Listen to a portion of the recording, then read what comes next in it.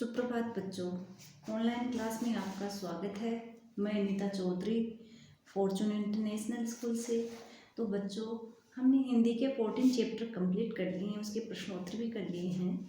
आज हम उसका अगला चैप्टर पढ़ेंगे, स्वावलंबन। स्वावलंबन का अर्थ होता है खुद पर आश्रित होना, दूसरे पर आश्रित ना रहना।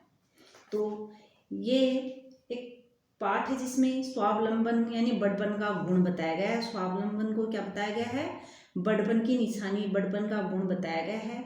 इसलिए हर इंसान को स्वावलंबी बनना चाहिए। ये सबकी सफलता के लिए अनिवार्य भी है। स्वावलंबन बनना सबकी सफलता के लिए अनिवार्य माना गया है। साथ ही दूसरों की सहायता करना भी स्वावलंबन का ही एक महत्वपूर्ण पक्ष है। यह व्यक्ति को महान बना देता है, बड़ा बना देता है। स्वावलंबन से दूसरे की अगर हम सहायता करेंगे तो ये जो हमारे अंदर गुण है स्वावलंबन का, ये हमें बहुत ही बड़ा इंसान बना देता है। तो आज हम स्वावलंबन के बारे में पढ़ेंगे। शिशु को दूध पीने, शिशु यानी छोटे बच्चे को दूध पीने, भोजन करने या कपड़े पहनने के लिए दूसरों का सहारा लेना पड़ता है। जब छोटा बच्चा होता है उसको दूध पीने के लिए, भोजन करने के लिए या कपड़े पहनने के लिए दूसरों का सहारा लेना पड़ता है। यदि बड़े होने पर भी कोई आपके मुंह में ग्रास दे यानी निवाला, खाने का निवाला दे, कपड़े पहनाए, तो आपको कैसा लगेगा? अच्छा लगेगा या नहीं लगेगा? नहीं लगेगा। क्या आप ऐसा करवाना पसंद करेंगे? नहीं, कभी नहीं। आप अपने आप भोजन करना, जूते बांधना, कपड़े पहनना पसंद करते हैं। आपके लिए कोई और करे तो आपको ये शर्म लगती है, शर्म महसूस होती है। आप झुंझलाकर कहते हैं आप छोड़ दे, मैं खुद कर लूँगा, कहते हैं ना। यानी आप छोटे हो तब तो आपका कार्य मम्मी है, जूते पहनाना, आपको खाना खिलाना मम्मी करती है। लेकिन जब आप बड़े हो जाते हो तो आप अपना कार्य स्वयं करना पसंद करते हो और करना भी चाहिए। और कहते हो आप छोड़ दें, मैं खुद कर लूँगा, कहते हैं ना। यही स्वावलंबन है। यही क्या है? खुद पर आश्रित रहना है। अपने कार्य को आप ही करना स्वावलंबन कहलाता है। स्वावलंबन किसे कहते हैं? अपने कार्य को स्वयं करना या खुद करना स्वावलंबन कहलाता है। बालक जब से होश संभालता है यानी बालक जब समझदार हो जाता है, अपने निजी यानी स्वयं के कार्य करने लगता है। इसी प्रकार यदि मनुष्य जीवन की किसी भी स्थिति में अपना कार्य स्वयं करे तो वह स्वावलंबी बन जाता है या स्वावलंबी कहलाता है। स्वावलंबी होने के लिए नागरिक का महान गुण है। स्वावलंबन बड़पन का गुण है, यानी खुद पर आश्रित रहना एक बड़पन की निशानी है। कहते हैं कि एक दिन प्रसिद्ध विद्वान ईश्वर चंद्र विद्यासागर रेलवे स्टेशन के बाहर खड़े थे। तभी भीतर से एक व्यक्ति हाथ में एक छोटा सा बॉक्स लिए उनके पास आया। उन्हें साधारण वेश में देखकर भूल से कुली समझ बैठा और बोला। यानी विद्वान थे ईश्वर चंद्र विद्यासागर, जो कहाँ खड़े थे? रेलवे स्टेशन पर खड़े थे। साधारण वेशभूषा पहन रखी थी। तो वहाँ रेलवे स्टेशन से भीतर से एक व्यक्ति आता हुआ, छोटा बॉक्स था उनके हाथ में, और उन्होंने ईश्वर चंद्र विद्यासागर को कुली समझा और कहा, उन्हें साधारण वेश में देखकर भूल से कुली समझ बैठा और बोला, मेरा सामान ले चलोगे? ईश्वर चंद्र बिना कुछ बोले उनका सामान उठाकर चल दिए।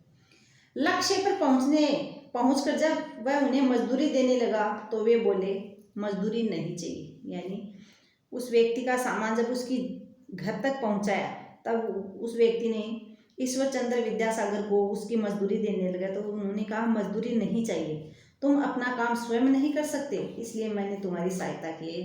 ईश्वर चंद्र विद्यासागर ने उस व्यक्ति से कहा कि आप अपना काम स्वयं नहीं कर सकते, इसलिए मैंने आपकी क्या की है?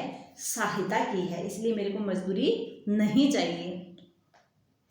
व्यक्ति लज्जित हुआ, शर्मिंदा हुआ। जब उसे ये पता चला कि उसका कुली बंगाल का प्रसिद्ध विद्वान है तो वह उनके पांव में गिर पड़ा और अपना कार्य आप करने की सौगंध ली, यानी कसम ली कि कोई कितना भी बड़ा अधिकारी, साहूकार या धनवान क्यों न हो, उसे स्वावलंबी बनना चाहिए। यानी कोई कितना भी बड़ा व्यक्ति क्यों ना हो, उसको अपना कार्य स्वयं करना चाहिए।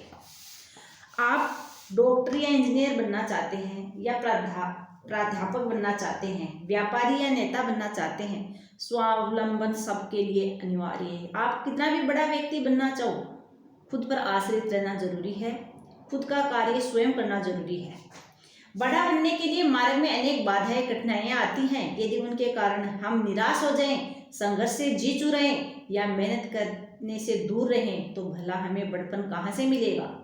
आपने भारत के भूतपूर्व प्रधानमंत्री लाल बहादुर शास्त्री का नाम सुना होगा, जिन्होंने सन 1965 में भारत पाकिस्तान युद्ध में देश का नेतृत्व किया था, देश को विजयी बनाया और जनता को जय जवान जय किसान के प्रेरणावर्धक शब्द दिए। जय जवान जय किसान का नारा किसने दिया? लाल बहादुर शास्त्री ने। देश को विजयी बनाया और जनता को जय जवान जय किसान के प्रेरणावर्धक शब्द दिए। वे बड़े निर्धन परिवार से संबंधित थे। नदी पार स्कूल में जाने के लिए नौका वाले को पैसे भी नहीं दे सकते थे, किंतु उनमें आलस्य नहीं था, अतः प्रतिदिन तैरकर नदी पार करते थे। लाल बहादुर शास्त्री जो जिस स्कूल में पढ़ते थे, उस स्कूल को नदी पार करके जाना पड़ता था, लेकिन वो नाव वाले को पैसे नहीं देते थे। रोजाना उस पानी में तैर करके ही स्कूल जाते थे। उनमें आलस्य नहीं था। उन्होंने निराशा को कभी मन में नहीं आने दिया। इसी मेहनत और स्वावलंबन का परिणाम था कि वे प्रधानमंत्री बने। जब वे प्रधानमंत्री थे तब भी वे चपरासियों और अहलकारों पर आश्रित नहीं रहते थे। अपने यहाँ का कोई भी काम उन्हें छोटा नहीं लगता था। डॉक्टर बनकर यदि आप रोगी की आंशिक देखभाल करें, यानी हिस्से की देखभाल करें, इंजीनियर बनकर दूसरों पर हुक्म चलाएं, अथवा व्यापारी बनकर अपना हिसाब किताब स्वयं न देखें, तो व्यवसाय तो आपका डूबेगा ही, आपको भी डूबना होगा। दूसरों से कार्य लेते समय भी स्वयं सक्रिय रहना सफलता की पहली सीढ़ी मानी गई। यानी दूसरों से थोड़ा बहुत काम के लिए सहायता लें, लेकिन उसमें आप भी अपनी भागीदारी निभाएं। अमेरिका में राष्ट्रपति जॉर्ज वाशिंगटन का नाम आपने सुना होगा। वे कहीं जा रहे थे। मार्ग में उन्होंने देखा कि दो मजदूर लकड़ी का एक गट्ठा छत पर चढ़ाने का प्रयास कर रहे हैं। लकड़ी भारी थी, दो आदमी उससे आसानी से नहीं उठा पा रहे थे। एक तीसरा व्यक्ति निकट यानी पास खड़ा उन्हें कार्य जल्दी करने का आदेश दे रहा था। यदि वह जवानी आदेश की उपेक्षा लकड़ी उठाने में उनकी सहायता करता तो कार्य जल्दी हो जाता। वाशिंगटन ने रुककर उस आदमी से मजदूरों का साथ देने को कहा। आदमी तुनक कर बोला, मैं देखभाल करने वाला निरीक्षक हूँ, मजदूर नहीं। वाशिंगटन ने स्वयं आगे बढ़कर मजदूरों की मदद की, लकड़ी का गट्ठा छत पर पहुंचा दिया। जाते समय जॉर्ज वाशिंगटन ने मुस्कुराकर निरीक्षक से कहा, कोई और कार्य बने तो मुझे बुला लेना, मैं मजदूर ही रहना चाहता हूँ। मुझे जॉर्ज वाशिंगटन कहते। इतना सुनना था कि निरीक्षक महोदय ने के पांव तले जमीन थी वो खिसक गई। वह अत्यंत विनम्रता से क्षमा मांगने लगा।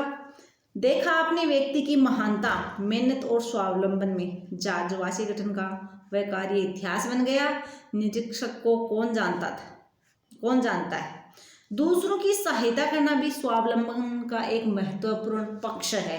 हमें दूसरों की सहायता करनी चाहिए। ये भी क्या है, हमारे अंदर स्वावलंबन की भावना है। खेल के मैदान में, सड़क पर, पार्क में या अपने व्यावसायिक केंद्र पर आपको सबकी मदद करनी चाहिए। घायल हो या रोगी, वृद्ध या निर्धन आपकी मदद के सही पात्र हैं। महात्मा गांधी जी कुष्ठ रोग से पीड़ित लोगों की सेवा किया करते थे। उनके घाव स्वयं धोते थे और उन पर मरहम पट्टी करते थे। वे स्वावलंबन में बहुत विश्वास करते थे।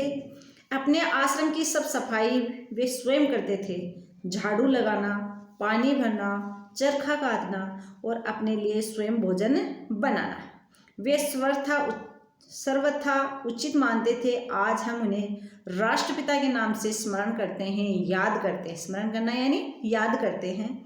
स्वावलंबन व्यक्ति को महान बना देता है। स्वावलंबन का जो गुण है व्यक्ति के अंदर, वो व्यक्ति को एक बड़ा इंसान बना देता है। और इससे हमें क्या सीख मिलती है कि बच्चों को भी स्वावलंबन की सीख देना और स्वावलंबी बनना चाहिए। तो बच्चों, आपको भी जॉर्ज वाशिंगटन की तरह, लाल बहादुर शास्त्री की तरह और महात्मा गांधी की तरह क्या बनना है? स्वावलंबी बनना है और एक दूसरे की सहायता करनी है और अपना काम स्वयं ईमानदारी से करना है। तो एक छोटा सा ये पाठ था जिसके बारे में हमने पढ़ा है। तो किसके बारे में बताया गया है? स्वावलंबन के बारे में, खुद पर आश्रित रहने के बारे में बताया गया है। दूसरों पे हमें किसी काम के लिए आश्रित नहीं रहना चाहिए, इसके बारे में बताया गया है। तो एक बार इस चैप्टर को आप भी पढ़ोगे। इसके प्रश्नोत्तर हम अगले वीडियो में करेंगे। धन्यवाद।